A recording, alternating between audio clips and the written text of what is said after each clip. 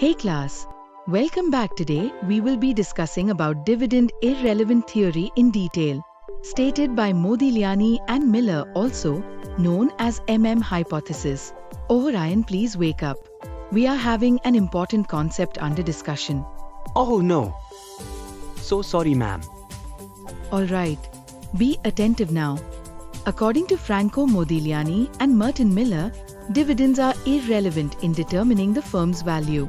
They stated that in a perfect market with no taxes, no transaction costs, and rational investors, the value of a firm depends only on its earning power and investment decisions, not on how it splits profits between dividends and retained earnings.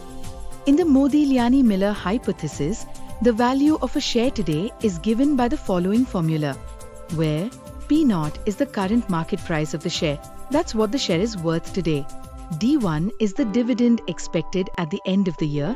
This is the cash payout investors will receive.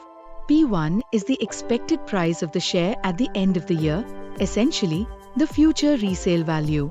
KE is the cost of equity, also known as the required rate of return.